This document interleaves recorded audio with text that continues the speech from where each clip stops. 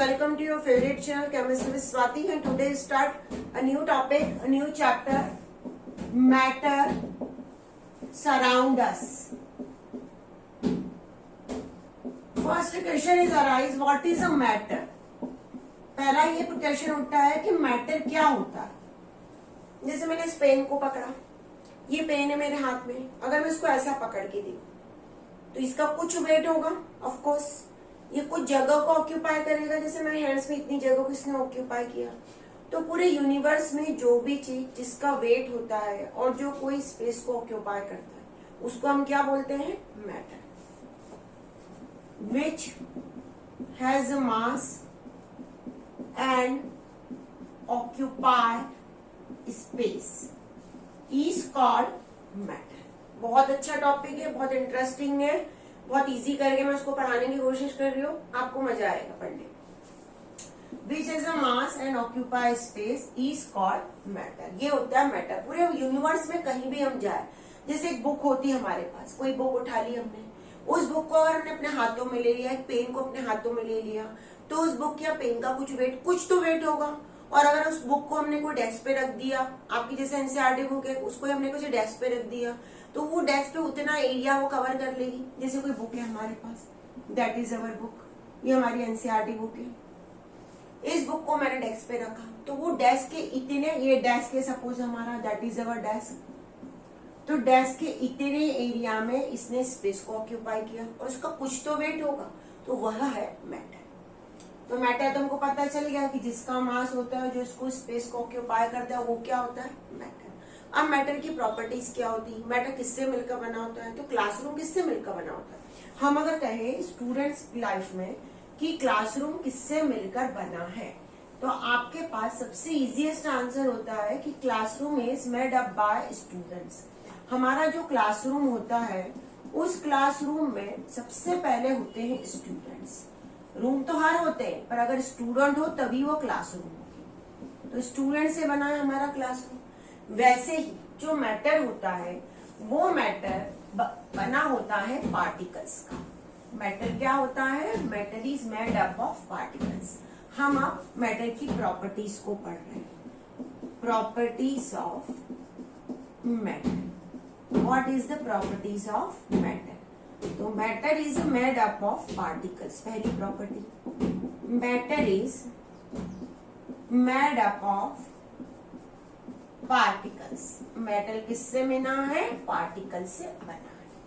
अब जैसे आपने कहा कि क्लासरूम में आप लोग डेस्क और चेयर पे बैठे, तो आप एक अपने फ्रेंड्स के साथ बैठे होंगे, पर कुछ तो आप दोनों आपके बीच में गैप होगा, कुछ गैप होगा एटलीस्ट। तो वैसे ही अगर हम ऐसे पार्टिकल्स देखें, तो इनके बीच में कुछ तो गैप होगा कहीं भी।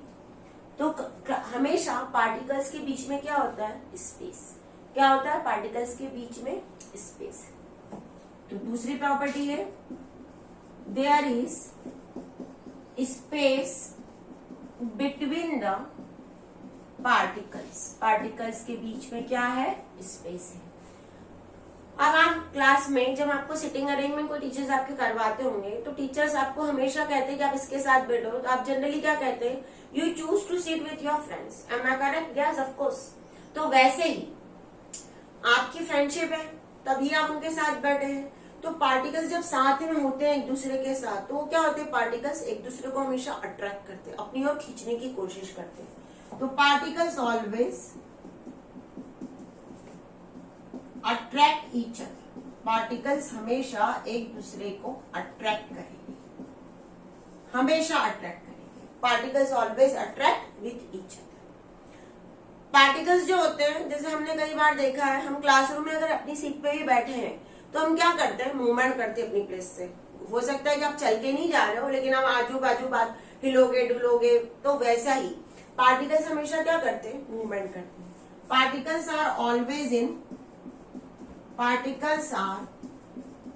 Always in motion. पार्टिकल हमेशा मोशन में होते हैं। These are the properties of particles matter. These are the properties of matter. It is a very very important properties, आपको उसको नोट करना चाहिए वीडियो की। States of matter. मैटर कितनी स्टेट्स में एग्जिस्ट करता है?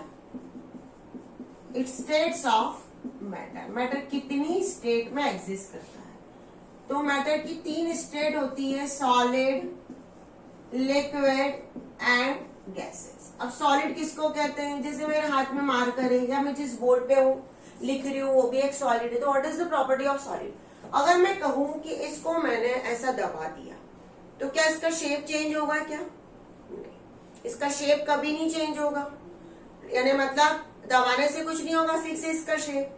अगर मैं कहूं कि इसका शेप चेंज नहीं हो रहा, मतलब इसका शेप फिक्स है, इसका मास भी फिक्स है, इतना ही वेट है। तो जिसका शेप फिक्स है, जिसका डेफिनेट शेप है, जिसका फिक्स मास है, वो क्या है? Solid. It has definite shape and fixed mass. जैसे मेरा बोर्ड है पूरा, इस बोर्ड को हम अगर दबाएंगे तो क्या इसका शेप चेंज होगा? क्या नहीं, इसका शेप फिक्स है। अगर इसको मैं इसका कैरी करूं तो इसका मास भी फिक्स है, इसीलिए ये सॉलिड है। इसको हम लिक्विड नहीं कह सकते। दूसरा हमारा है लिक्विड। क्या होता है लिक्विड? पानी लिया तो पानी का खुद का शेप होता है क्या? हमारे पास तो कई तरह की अलग अलग बॉटल्स होती है। We have lots of different shapes of a bottle in which we pour the water. उसमें हम पानी भर देते हैं। कोई रेक्टेंगल होती है, कोई स्क्वायर होती है, कोई सिलिंड्रिकल होती है। तो हम जिस बॉटल में पानी भरते हैं पानी का शेप ऐसे ही हो जाता है। तो पानी का कोई भी शेप फिक्स नहीं होता है। बट जो बॉटल है उसका वॉल्यूम आप देखना हमेशा फिक्स होता है। If you go to market and buy any bottles, you will ask the shopkeeper give me 1 litre of water और 2 लीटर ऑफ वाटर और 5 लीटर ऑफ वाटर। तो वॉल्यूम फिक्स है लेकिन उसका शेप फिक्स नहीं है। तो हम यहाँ पे लिखेंगे it has not definite shape but fixed volume. Volume fix है। क्यों वॉल्यूम लिखा है यहाँ पे? क्योंकि हम लिक्विड को वॉल्यूम में मेजर करते हैं, मास में नहीं करते जनरली। हम 1 लीटर लिखते दूध, 1 लीटर पानी लिखते, इसलिए। अब गैस, भाई सबको ऑक्सीजन के बारे में पता है? बिल्कुल पता होना चाहिए। All of you know about oxygen. What is the value of oxygen in our life? At the time of Covid you have seen it. आप लोगों ने सुना होगा कोविड में कितने पेशेंट ऑक्सीजन की डेफिशिएंसी से डेथ हो गई उनकी। तो ऑक्सीजन को हमने कभी देखा है क्या? अगर इसमें रूम में खड़ी हूँ अगर सपोज, तो इस रूम में क्या ऑक्सीजन होगी? ऑफकोर्स होगी, तभी मैं ब्रीदिंग कर रही हूँ। तो ऑक्सीजन को हम कभी देख सकते हैं क्या? नहीं। उसका वॉल्यूम हमको पता है क्या? नहीं। उसका शेप हमको पता है क्या? नहीं। तो जिसका ना तो शेप है ना तो वॉल्यूम है, वो क्या है? वो है gas. It has neither fixed volume nor shape. तो ये हमने पढ़ा तीनों स्टेट्स मैटर की और उनकी डेफिनेशन। ये मैटर की तीनों स्टेट्स है और इनकी ये डेफिनेशन है। अब इनकी जो स्टेट्स है सॉलिड, लिक्विड, गैसेस, इनकी कुछ प्रॉपर्टीज होनी चाहिए, बिल्कुल होनी चाहिए। अब मैं आपको एक एक्टिविटी बताती हूँ। अगर सपोज ध्यान दो, अगर हमने 1 लीटर या 1 कप लिया, 1 कप हमने मिल्क लिया। जैसे मॉर्निंग में आप लोग दूध पीते हो तो इसमें दूध भर दिया हमने, ये मिल्क 1 कप है हमारा, अब कप। अब उसके बाद हमने इसमें शुगर ऐड कर दी। तो शुगर ऐड करने के बाद क्या इसका लेवल बढ़ेगा कि नहीं बढ़ेगा? भाई अगर हम इसके अंदर शुगर डाल रहे हैं, मॉर्निंग में जब आप दूध पीते हो, स्कूल जाने के लिए रेडी होते हो, दूध पीते होंगे, तो उस टाइम पे आप शुगर डालते होंगे, उसको स्टर करते होंगे। तो have you sometime observe that after adding the sugar the level of milk is increase or not? No, it will not increase. क्यों? क्योंकि जो शुगर, जो मिल्क है वो भी क्या है? एक मैटर है। और हमने अभी का मैटर किससे मिलकर बना है? पार्टिकल से। और पार्टिकल्स के बीच में क्या है? पार्टिकल्स के बीच में स्पेस है। तो शुगर उस स्पेस में आके क्या हो जाएगी? वहां पे आके डिपॉजिट हो जाएगी। तो इसलिए लेवल कभी भी बढ़ेगा नहीं। तो ये एक्टिविटी इंडिकेट करेगी कि there is a space between the particles. Particles के बीच में हमेशा स्पेस होता है। अब इन पार्टिकल्स की हम कुछ प्रॉपर्टीज, स्टेट्स की हम क्या करते हैं? कुछ प्रॉपर्टीज पढ़ते हैं। प्रॉपर्टीज ऑफ, अब हम पढ़ेंगे properties of solid, liquid and gases की इनकी क्या प्रॉपर्टीज है। तो सबसे पहले तो इंटरमॉलिक्यूलर डिस्टेंस, इनके बीच में, सभी के बीच में डिस्टेंस है। यस, सभी के बीच में डिस्टेंस है। The space the space between the particles is called intermolecular distance और स्पेस, दोनों नाम एक ही है, इंटरमॉलिक्यूलर डिस्टेंस और स्पेस। पार्टिकल्स के बीच में जो स्पेस है ये इसको कहते हैं इंटरमॉलिक्यूलर डिस्टेंस और स्पेस। सभी के बीच में होगा ये ऑफ कोर्स। अब हम अगर सॉलिड, लिक्विड और गैस की बात करें तो ये हमारे सॉलिड के पार्टिकल्स है, that is our solid particles. ये हमारे लिक्विड के पार्टिकल्स हैं और ये हमारे गैसेस के पार्टिकल्स हैं। That is a solid, that is liquid and that is a gas. ध्यान से अगर हम देखें तो गैस के पार्टिकल्स के बीच में डिस्टेंस बहुत ज्यादा है और सॉलिड में बहुत कम है। ये जो मैंने बनाए हैं पार्टिकल्स, ये आपको हर बार दिमाग में सेट करके रखने पड़ेगी, याद करके रखने पड़ेगी जब भी प्रॉपर्टीज पड़ेगी कि सॉलिड के पार्टिकल्स बिल्कुल एक दूसरे से चिपक चिपक के बैठे, ऐसा याद रख लो। लिक्विड के पार्टिकल्स थोड़े से दूर है, गैस के पार्टिकल्स तो बिल्कुल घूम रहे हैं, यहाँ वहां कहीं भी जा रहे, दूर दूर है एक दूसरे से। तो अगर हम इनको अरेंज करें इंटरमॉलिक्यूलर डिस्टेंस के अकॉर्डिंग कि किसमें सबसे ज्यादा डिस्टेंस होगी और किसमें सबसे कम डिस्टेंस होगी, तो हमारी सीक्वेंस बनेगी गैस में सबसे ज्यादा, उसके बाद लिक्विड और उसके बाद गैस, दैट इज उसके बाद सॉलिड। ये हमारी एक सीक्वेंस बनेगी। इंटरमॉलिक्यूलर डिस्टेंस ऐसा ही होगा। और हमारी नेक्स्ट प्रॉपर्टी है इंटरमॉलिक्यूलर फोर्स। बेटा वीडियो को पॉज करके अपने खुद के नोट्स बनाओ तो आपको बहुत जल्दी सब चीजें लर्न होगी। इंटरमॉलिक्यूलर फोर्स, इंटरमॉलिक्यूलर फोर्स, जैसे आपके बीच में एक फ्रेंडशिप होती है, आप दो दोस्तों के बीच में अच्छी फ्रेंडशिप होती है तभी तो एक दूसरे के पास रहते हो तुम। तो वैसे ही इनके बीच में क्या होता है, पार्टिकल्स के बीच में, पार्टिकल्स के बीच में एक दूसरे के लिए फोर्स होता है, एक दूसरे को खींचने की कोशिश करते हैं। तो हम यहाँ पे लिखेंगे the strong force of attraction, the strong force of attraction between the particles, particles के बीच में एक strong force of attraction is known as intermolecular force। इसको हम कहेंगे intermolecular force। अब सॉलिड के पार्टिकल्स एक दूसरे से बिल्कुल पास है, अभी हमने कहा, लिक्विड के थोड़े दूर है और गैस के सबसे ज्यादा दूर है। भाई जो दोस्त हमको डेली मिलेगा उससे ज्यादा अट्रैक्शन रहेगा जो हमारे पास चिपक के बैठा है। जो दूर बैठा है क्लास में उससे थोड़ी सी हमारी सेटिंग कम ही रहती है, हम इसीलिए प्रेफर करते हैं कि अपने पास ऐसे को बैठाए जिनसे हमारी बहुत अच्छी फ्रीक्वेंसी बैठती है। आपकी फ्रीक्वेंसी, आपकी दोस्ती, यहाँ पे क्या कहलाएगा, फोर्स, अट्रैक्शन। तो सॉलिड में सबसे ज्यादा होगा, लिक्विड में उससे कम होगा और गैस में उससे कम होगा। ये सीक्वेंस जो है वो सीक्वेंस इसलिए आती है क्योंकि कई बार एग्जाम में क्वेश्चंस आपको बेटा एग्जाम्पल से आते हैं, डायरेक्ट सॉलिड लिक्विड गैस से नहीं आएंगे। सॉलिड में सबसे ज्यादा, लिक्विड में उससे कम और गैस में सबसे कम। जैसे मैंने आपको यहाँ पे दे दिया आयरन नेल, आपको यहाँ पे दे दिया कोल्ड ड्रिंक और आपको यहाँ पे दे दिया नाइट्रोजन गैस, और अरेंज करो इनको कि किसमें सबसे ज्यादा फोर्स ऑफ अट्रैक्शन होगा। नाइट्रोजन गैस गैसियस स्टेट है, कोल्ड ड्रिंक लिक्विड स्टेट है और आयरन नेल सॉलिड है। तो आप अरेंज कर पाओगे, इसलिए हम पहले यहाँ पे समझ रहे हैं। बेटा समझने की कोशिश करो, आपको एक्सप्लेन बहुत अच्छे से आना चाहिए और हम आपको यहाँ पे इतने अच्छे से एक्सप्लेन करेंगे आपके माइंड की, आपको बिल्कुल एग्जाम के लिए लर्न हो जाएगी चीजें।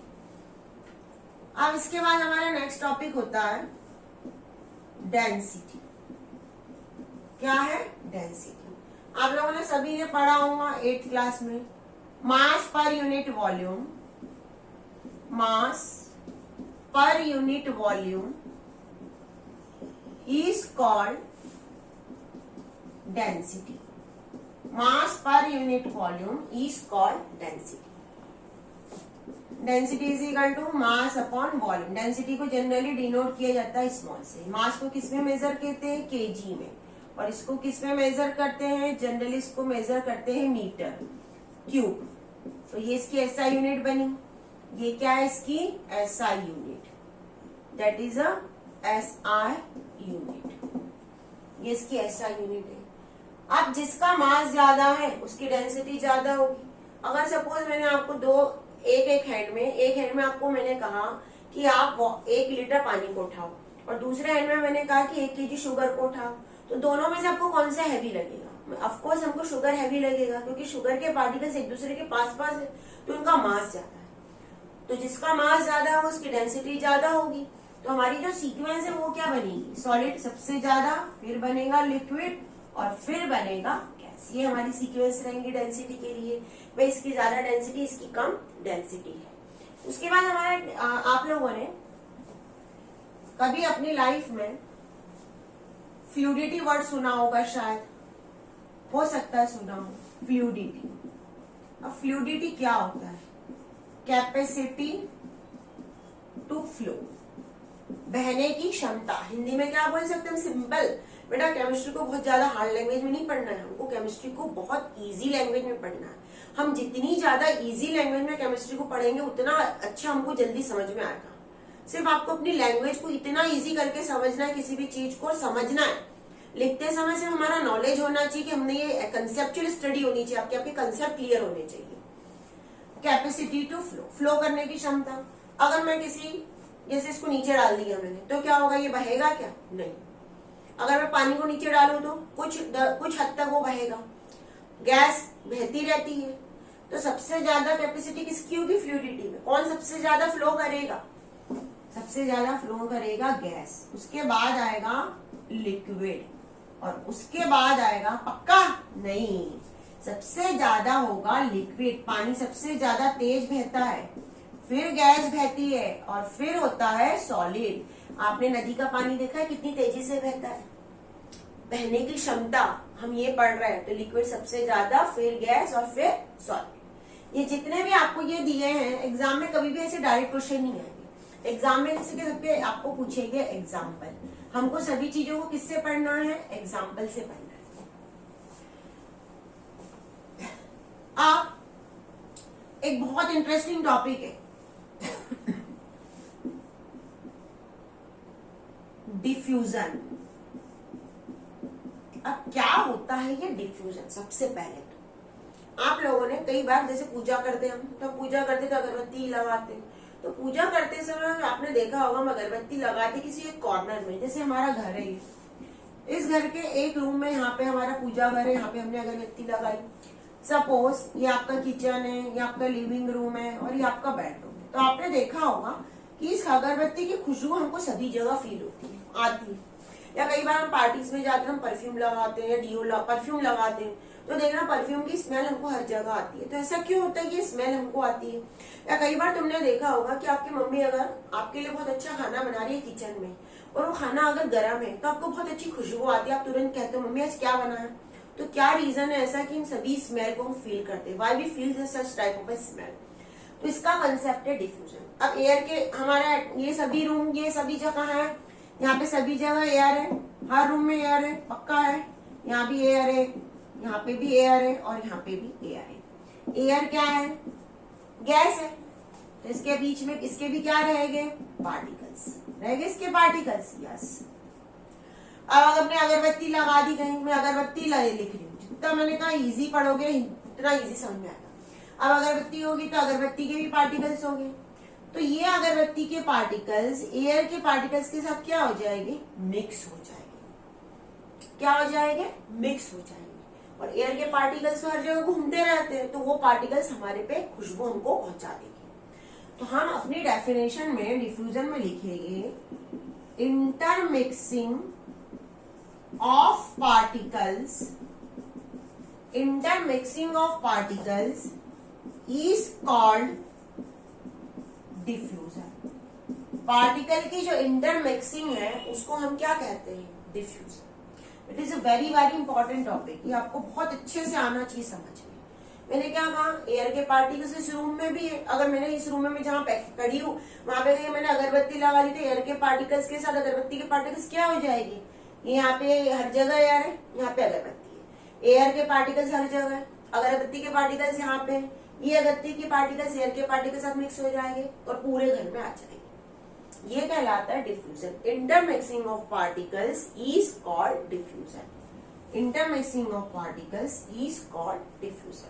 अब डिफ्यूजन पे क्या क्या फैक्टर्स का इफेक्ट हो सकता है? इफ डिफ्यूजन पे हमने जनरली देखा है, आप लोगों ने देखा, अभी मैंने जस्ट कहा कि अगर खाना गर्म है तो बहुत अच्छी खुशबू आती है। खाना अगर गर्म है तो बहुत अच्छी खुशबू आती है। Factors affecting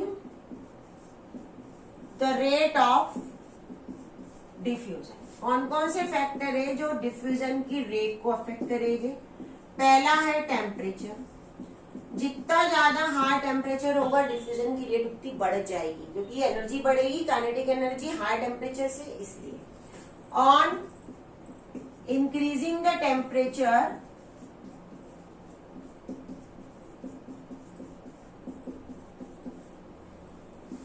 the rate of diffusion is increased। Temperature जितना ज्यादा होगा, आपने देखा होगा, अगर हम मैंने 2 कप ले लिए, एक में मैंने हॉट मिल्क लिया, एक में मैंने कोल्ड मिल्क लिया, और दोनों के अंदर मैंने शुगर ऐड कर दी, तो कौन से मिल्क में शुगर जल्दी ऐड होगी? ऑफ कोर्स हॉट में, क्योंकि गर्म है तो उसमें डिफ्यूजन की रेट ज्यादा होगी। सेकंड प्रोसेस, सेकंड है हमारा फैक्टर डेंसिटी। अब मैंने 2 कंटेनर लिए, ये ऐसे 2 कंटेनर लिए, एक के अंदर मैंने लिया, दोनों के अंदर मैंने ले लिया वाटर, और एक के अंदर मैंने डाला हनी, शहद सबको पता है, और दूसरे में मैंने डाला इंक। एक में दोनों में वाटर लिए, एक में मैंने डाला इंक और एक में मैंने डाला हनी। तो कौन सा जल्दी डिसॉल्व होगा? ऑफ कोर्स इंक वाला जल्दी डिसॉल्व होगा, क्योंकि इंक का वेट कम है, मतलब उसका मास कम है, मतलब उसकी डेंसिटी कम है। जो हनी है उसका मास बहुत ज्यादा है, तो वो जल्दी डिसॉल्व नहीं होगा। तो डिफ्यूजन की रेट इफेक्ट करेगी डेंसिटी से। जितना ज्यादा डेंसिटी होगी, डिफ्यूजन की रेट उतनी ही कम होगी। On high density the rate of diffusion is decreased। High density पे डिफ्यूजन की रेट क्या हो जाएगी? डिक्रीज हो जाएगी, कम हो जाएगी बिल्कुल। अब आपको एक बहुत अच्छा, इसके बाद हम आपने सुना होगा, कई बार आप लोग बीमार होते हो, डॉक्टर के पास जाते हो, तो वो आपको इंजेक्शन लगाते हैं सिरिंज से। तो सिरिंज का कंसेप्ट पता है किसी को कि क्या होता है सिरिंज का कंसेप्ट? भाई सिरिंज में मैंने तो जहां तक देखा है, सबसे पहले बॉटल होती है, वो बॉटल को डॉक्टर ऐसा करता है और सिरिंज को ऐसा पीछे की ओर खींचता है। उसके बाद जब हमारी बॉडी के इंसर्ट करते हैं तो ऐसे सिरिंज को अंदर की ओर दबाते हैं, यही होता है। तो यहाँ पे हमको एक नया प्रॉपर्टी मिलती है, compressibility. There is a new property, compressibility. अब ये कंप्रेसिबिलिटी होता क्या है, किसको कहते हैं? बलून को देखा है कभी तुमने? ऐसे बलून में एक छेद कर दिया और उसको जोर से दबाया, तो छेद में से पूरी गैस बाहर निकल जाती है। तो तुमने ऐसा दबाया, मतलब तुमने क्या किया? तुमने एक प्रेशर लगाया, एक्सटर्नल फोर्स लगाया बाहर से। प्रेशर की जगह फोर्स लिख सकते हैं हम, एक्सटर्नल फोर्स लगाया ऐसा। उस फोर्स से बलून को दबाने से उसकी गैस क्या हो गई? बाहर आ गई।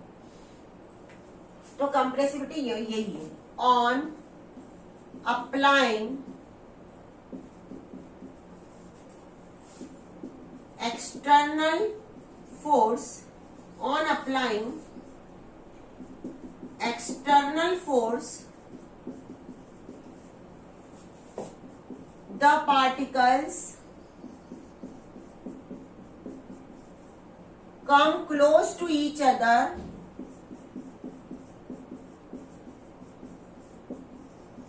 and get compressed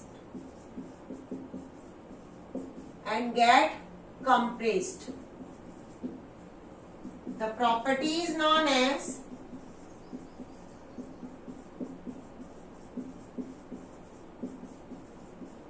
compressibility। ये हमारे पार्टिकल्स है। इन पार्टिकल्स को हमने ऐसा जोर से यहां से ऐसा प्रेशर लगाया। जब प्रेशर लगाएंगे तो पार्टिकल्स एक दूसरे के बिल्कुल पास पास आ जाएंगे। ये प्रॉपर्टी कहलाती है कंप्रेसिबिलिटी। अब सॉलिड में होगी क्या?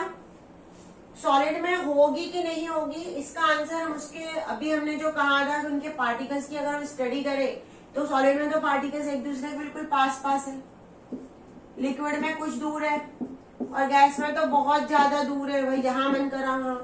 तो इन पार्टिकल्स को पास में ला सकते क्या सॉलिड के पार्टिकल्स को? बिल्कुल नहीं ला सकते, जगह ही नहीं है, बहुत कम है।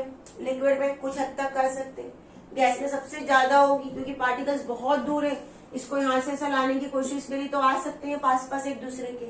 तो सबसे ज्यादा जो कंप्रेसिबिलिटी का रेट होता है वो गैस में होता है, उसके बाद होता है लिक्विड में और उससे कम होता है सॉलिड में। ये लिक्विड वाला जो है, मैंने सिरिंज में जो कहा, ये सिरिंज वाला जो एग्जांपल है वो इसी से है, लिक्विड से।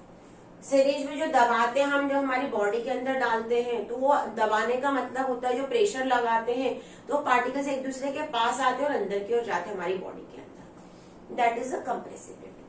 अब आप लोगों ने कई बार, अगर जैसे हमारा जो क्लासरूम होता है कहीं, उस क्लासरूम में एक डेफिनेट कैपेसिटी होती है स्टूडेंट्स की, जैसे हमने कहा कि इतने स्टूडेंट्स अरेंज कर सकते हैं हम, जैसे क्लासरूम है और इसमें आप लोग हो ऐसे। अब यहां से हमने उस क्लासरूम में कैपेसिटी से ज्यादा बच्चे भर दिए तो क्या होगा? उस क्लासरूम में अगर मैंने कैपेसिटी से ज्यादा बच्चों को भर दिया तो बच्चे क्या करेंगे? वॉल के पास आ जाएंगे, यहाँ पे वॉल के पास आ जाएंगे ऐसे, अपने आप को बचाने के लिए, क्योंकि वो टकराएंगे, पार्टिकल्स क्या होंगे? एक दूसरे से टकराएंगे। जैसे हमने कंटेनर लिया, अब मैं आपको मेन टॉपिक पढ़ा रही हूँ, भाई क्लासरूम वाला हो गया, हमने कंटेनर लिया, उस कंटेनर में हमने गैस को फिल कर दिया और ऊपर से उस कंटेनर पे ऐसा एक पिस्टन लगाया। पिस्टन का मतलब होता है प्रेशर लगाया। प्रेशर लगाने से पार्टिकल्स एक दूसरे के पास पास आएंगे, टकराएंगे। टकराने के बाद वो क्या होगा? एक दूसरे को टकरा के बचने के लिए जो ये हमारी कंटेनर की वॉल है, इस वॉल के पास आ जाएगी बिल्कुल, कि हम कहीं वो गिरे नहीं। जैसे हम भी यही करेंगे, अगर क्लासरूम में ज्यादा जगह नहीं है और हम एक दूसरे से धक्का मुक्की कर रहे हैं तो हम कहाँ अरेंज हो जाएंगे? हम वॉल के पास अरेंज हो जाएंगे। और इतने एरिया में पर्टिकुलर अगर ये वाले पार्टिकल्स इस वॉल पे फोर्स लगा रहे हैं और ये एरिया इतना फिक्स है, तो force per unit area is known as pressure. अभी तक सिर्फ हमने डेफिनेशन लर्न की आप लोगों ने। Force per unit area is known as a pressure provided that pressure is exert on.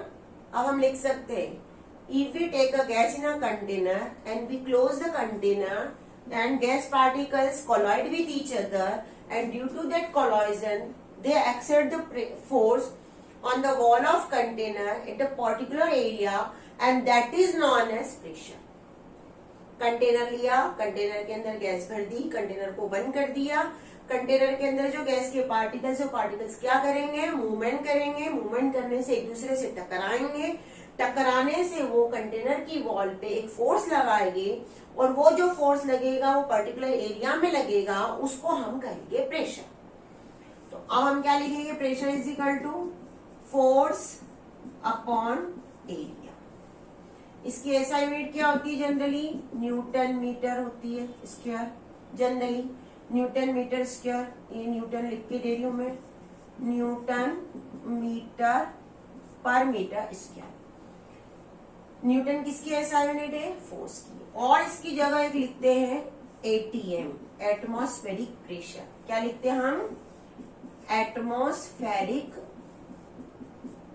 Pressure, ये भी लिख सकते हैं हम। दैट इज ऐसा unit. Force per unit area, force per unit area is called pressure. पर ये प्रेशर कैसे बना ये आपको पता होना चाहिए। ये प्रेशर कैसे बना ये इंपॉर्टेंट है, क्योंकि प्रेशर की डेफिनेशन हमने बहुत अच्छे से पढ़ ली। तो हम क्या लिखेंगे? हमको समझने के लिए हमने एक फ्लो चार्ट से पढ़ना चाहिए। हमने क्या किया? गैस, गैस के पार्टिकल्स क्या करेंगे? रैंडमली मूवमेंट, मोशन, रैंडमली ने कहीं भी घूम सकते हैं। जैसे हम लोग में कुछ होते हैं ना स्टूडेंट जो कहीं भी घूमने चले आते, इसकी वजह से क्या करेंगे? कोलाइड विथ ईच अदर, और उसकी वजह से क्या लगाएंगे? प्रेशर। किस पे लगाएंगे? कंटेनर की वॉल पे, कंटेनर की वॉल पे लगाएंगे। ये है हमारा main pressure, that is our pressure. तो सब ऑफकोर्स सबसे ज्यादा किसमें प्रेशर होगा? गैस में ही होगा, किसी और में तो होने नहीं वाला प्रेशर, क्योंकि गैस के पार्टिकल्स ही मूवमेंट करते हैं। तो सबसे ज्यादा प्रेशर किसमें होगा? सबसे ज्यादा प्रेशर जो होगा वो होगा गैस के पार्टिकल्स के बीच। अब एक क्वेश्चन आता है, जैसे आप लोगों ने देखा होगा जो एक्वेटिक एनिमल्स होते हैं हमारे, वो कहाँ होते हैं? एक्वेटिक एनिमल्स जो होते हैं वो कहाँ होते हैं? वाटर के अंदर होते हैं। यस, तो वो ब्रीदिंग कहाँ से करेंगे? ऑक्सीजन कहाँ से लेंगे? हाउ दे रेस्पायर या how they do the respiration. Respiration का मतलब है ऑक्सीजन कहाँ ले से लेंगे? तो वो ऑक्सीजन लेते हैं वाटर के अंदर से। वाटर के अंदर कुछ ऑक्सीजन होती है, तो कौन सी प्रोसेस से लेते हैं? तो लिखते हैं they respire by the process of diffusion, क्योंकि डिफ्यूजन की रेट से, डिफ्यूजन से ही वहां पे वाटर के अंदर क्या आती है? ऑक्सीजन आती है। भाई ऑक्सीजन कहाँ प्रेजेंट है? एटमॉस्फेयर में है ऑक्सीजन, वहां से वो कहाँ जाएगी? वाटर के अंदर जाएंगी, और वाटर से कौन लेगा उसको? Aquatic animals. एक्वेटिक एनिमल्स वहां से इसको ये कन्वर्ट कर सकते हैं क्या? या लिक्विड से गैस को कन्वर्ट कर सकते हैं क्या? मतलब स्टेट को ट्रांसफर कर सकते हैं क्या? तो हमारा स्टेट ट्रांसफर क्या होता है? स्टेट को हम ट्रांसफर कैसे कर सकते हैं? आप लोगों ने देखा होगा आइस रेफ्रिजरेटर में होता है, फ्रिज के अंदर होता है। अब हमने वहां से उसको निकाला रूम टेम्परेचर पे, तो किस में कन्वर्ट हो जाता है? लिक्विड में कन्वर्ट हो जाता है। अगर इस लिक्विड को हमने वाटर में बॉईल कर दिया तो किस में कन्वर्ट हो जाता है? वेपर। तो मतलब ये है कि हम सॉलिड को लिक्विड में कन्वर्ट कर सकते हैं, लिक्विड को हम गैस में कन्वर्ट कर सकते हैं, गैस को भी हम सॉलिड में कन्वर्ट कर सकते हैं। हम तीनों स्टेट को एक दूसरे से इंटर कन्वर्टेबल कर सकते हैं, वाइस वर्सा भी कर सकते हैं और ऊपर भी कर सकते हैं। तो कैसे करते हैं भाई? हमने आइस का जो टेम्परेचर है वो फ्रीज के अंदर बहुत कम रहता है, और उसके बाद हम उसको रूम में निकालते हैं। जैसे हमारा जो होता है बेटा रूम टेम्परेचर जो होता है, जब भी हमको रूम टेम्परेचर की बात करनी हो तो याद रखना रूम टेम्परेचर हमारा जो होता है वो होता है 25 डिग्री सेल्सियस। क्या होता है? 25 डिग्री सेल्सियस। अब सबसे पहले तो क्वेश्चन ये उठता है, स्टेट चेंज तो हम पढ़ ही रहे हैं कि स्टेट को हमको चेंज करना, एक स्टेट से दूसरी स्टेट में चेंज करना है। रूम टेम्परेचर हमारा 25 डिग्री सेल्सियस है। रेफ्रिजरेटर जो होता है उसमें हमारा जो टेम्परेचर होता है, आप लोगों ने देखा होगा कि रेफ्रिजरेटर में कैसा वहां पे ऐसा बना रहता है, उसमें एक हाई एक लो, एक हाई टेम्परेचर, एक मिडिल टेम्परेचर, एक लो टेम्परेचर, ऐसा रहता है। या फिर उसमें रेंज होती है 1 2 3 4 5 6 7 ऐसा। तो हमने कई बार देखा होगा कि समर की सीजन में हम लोग यहाँ पे टेम्परेचर रखते हैं और ठंड में यहाँ पे कर देते हैं टेम्परेचर को। तो 60 टेम्परेचर रहता है उनकी लैंग्वेज में वहां पे।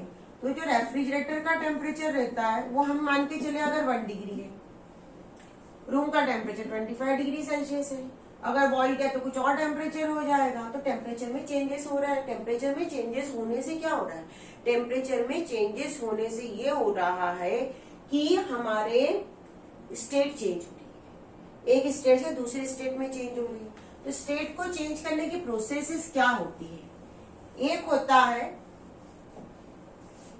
फ्यूजन या melting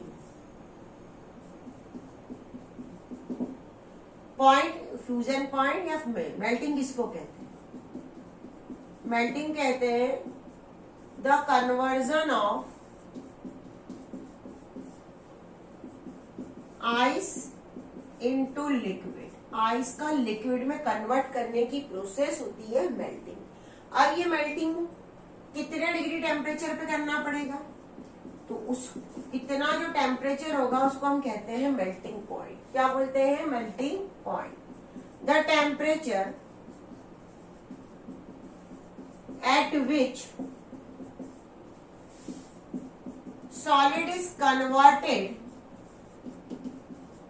into liquid at the